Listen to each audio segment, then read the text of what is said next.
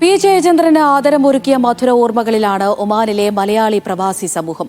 പാട്ടിന്റെ വഴിയിൽ 50 ആണ്ട് പിന്നിട്ടപ്പോഴായിരുന്നു ഭാവഗായകന് മധുരമെൻ മലയാളം എന്ന പേരിൽ ഗൾഫ് മാധ്യമം മസ്കത്തിൽ ആദരമൊരുക്കിയത്. 2015 ഡിസംബറിലാണ് മസ്കത്തിലെ ഗുറം സിറ്റി ആംഫി തിയേറ്ററിൽ ഭാവഗായകന് ആദരമൊരുക്കിയത്. പാട്ടിന്റെ വഴിയിൽ 50 ആണ്ടിന്റെ ചെറുപ്പത്തോടെയും പ്രസരിപ്പോടെയും പ്രിയ ഗായകൻ അരങ്ങിലെത്തിയപ്പോൾ ഒമാനിലെ മലയാളി സമൂഹത്തിന് എന്നെന്നും ഓർമ്മിക്കാനുള്ള കലാരാവായി അത് മാറി. മഞ്ഞലയിൽ മുങ്ങിത്തോർത്തി മുതൽ അക്കാലത്ത് ഹിറ്റായ എന്ന് നിന്റെ മൊയ്തീനിലെ ശാരദാംബരവും അദ്ദേഹം വേദിയിൽ ആലപിച്ചപ്പോൾ മസ്കത്തിലെ മലയാളി സമൂഹം വലിയ കരഘോഷത്തോടെയാണ് വരവേറ്റത്.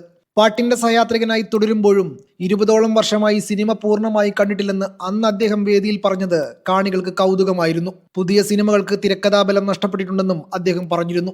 ഷീലയെയും ശാരദയെയും പോലെ കരുത്തുറ്റ അഭിനേത്രികൾ സംഭവിക്കാത്തതും തിരക്കഥയുടെ ബലക്കുറവ് കൊണ്ടാണെന്നാണ് അദ്ദേഹം പറഞ്ഞത്.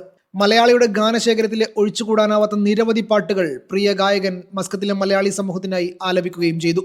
ജയചന്ദ്ര ഗാനങ്ങൾ കോർത്തെടുത്ത് രൂപരേവതി വയലിനിൽ ഗാനാഞ്ജലിയും അവതരിപ്പിച്ചിരുന്നു. Media 1 Muscat.